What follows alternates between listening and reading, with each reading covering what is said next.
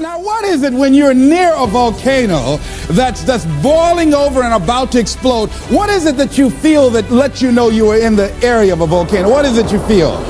Oh, I know. You feel heat, right?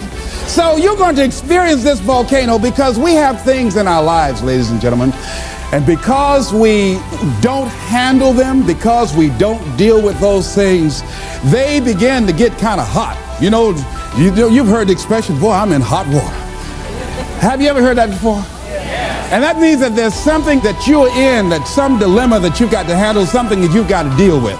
So let's begin to look at this guy called Joe versus the volcano, and let's see what's in it for us. I took the liberty of changing some things to enable them to be symbolic for us.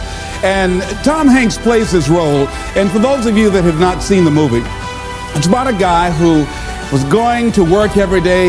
It was very depressing. I mean, when you see it, the photography is very dingy looking and gray and very dim lighting, and the people are going in looking drab, doing the same old thing every day in the same old way. Some of you work with people like that. There are faces that you wish you never ever saw. Am I right?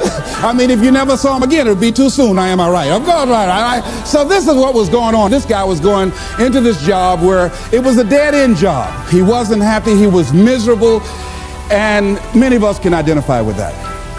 He knew that he was capable of doing more, but he had really given up on himself. He had really sold himself out. Yeah, some of us have done that. He made a trade-off. For whatever reason, he decided to do this. That's why we can identify with him. And the volcano is symbolic of the challenges that we invariably face in life, of the problems that many of us run away from handling. And he had to handle this. And how did he come in contact with this volcano? Well, what happened was he was going to this doctor constantly. He was a hypochondriac because he wasn't living his purpose. His dream had not found his life work. He would create illnesses for himself. And so what happened in the process, this doctor decided, he set him up really. See, when you're not living your goal, you go through life living like a victim. And people can set you up for anything. They can run any kind of game on you and you go for it. I had a saying when I was in radio, stand up for what you believe in because you can fall for anything. Well, Joe didn't believe in very much, including himself and his dreams, see? So he was very vulnerable. And so Joe was set up by this doctor. This doctor told him that he had a rare disease and he had 6 months to live. This disease was called a brain cloud. He believed it. But you know something? It changed his life. It changed his life. And so he was told, look here, you don't have long to live anyhow. The guy said, why don't you do this? I'm going to give you all my credit cards, and this way you can live like a king, and there's something I want you to do. There was a catch. There's a volcano on an island that's about to erupt. And unless somebody jumps in that volcano, sacrifice their life, these people on this island will perish. Well, your life isn't worth much and you don't have that long anyhow. So why don't you take my credit cards, all my American Express, MasterCharge, take all of them, go live like a king and die like a man. And Joe said, okay. What did he have to lose? He was going to die anyhow. And his life didn't have any meaning and value to him as it was. So this was no big sacrifice on Joe's behalf. Now that says something about us, people, human beings, that when you have not structured your life so that it can have some meaning and value for you, that you'll be willing to throw your life away into anything. See, the volcano could be alcohol. It could be drugs. It could be a job that does not meet who you are. That you go through life, you're doing it so long, you're operating in this and you're acting out that role of mediocrity for so long, you think it's you. It could be a relationship that's no longer giving you what you want and creating dis-ease in your body. It could be any kind of circumstance, like in his work environment. It was toxic. It wasn't good for him. But he didn't have the guts to do anything about it, to act on it. So therefore, it was making him miserable. And as a result, he couldn't see the beauty of life. In fact, in the movie, see, they had in the concrete, there was a daisy growing up through the concrete. But people were so caught up in the depression and the gloominess of life, they couldn't even see the daisy when somebody just stepped on it one day.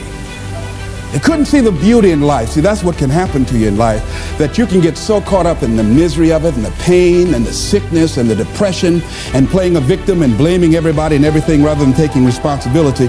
It will blind you from seeing the stuff out there that's really beautiful. That's what Henry David Thoreau meant when he said that most people go through life in quiet desperation. They're miserable. I have friends been married for years, live in 2 different rooms. Why would you live like that? I mean, miserable, don't even talk to each other, grumble. I think that was supposed to mean good morning. Miserable, just making each other miserable. Why live like that? People go to work like that. I said, why even sure? I used to work with a guy like that. You couldn't say good morning to him before 9 o'clock. He'd look around and say, does he know me? Anybody know me? No, you don't talk to me before 9 o'clock. I don't play that, all right? I mean, the people like, how many ever work with people that are just grumps? Raise your hand, just miserable. Why show up? Come in complaining every day. The best day on the job is when they're absent.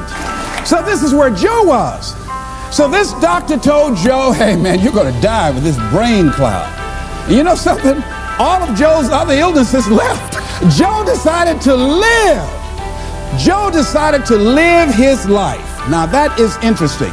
A psychiatrist did a study and he was talking about how his patients reacted when they got information that they were going to die immediately.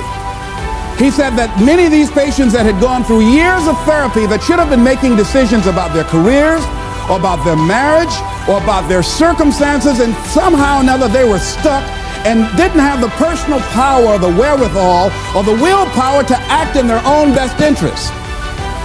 But when they were told, listen, you got 3 months to live, or you got 6 months to live, all of a sudden these people who were initially victims or powerless, all of a sudden they started acting in their own best interest. They started living their lives.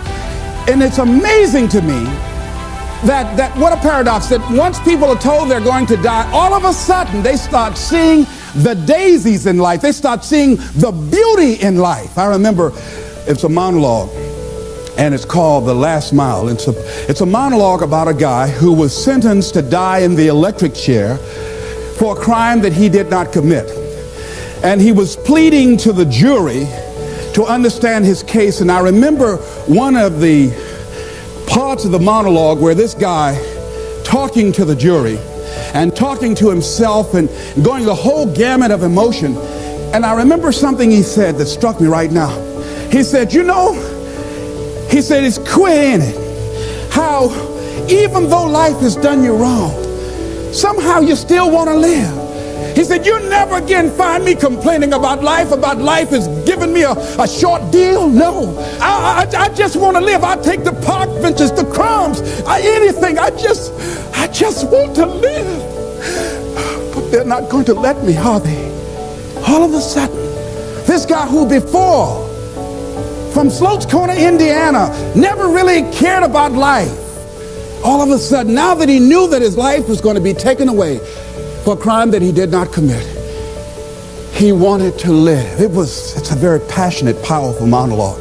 I used to read that quite often and study that. So what is it that we can begin to do? Do we have to get a pronouncement that we only have 6 months to live in order to decide to live? In order to live in a spirit of integrity?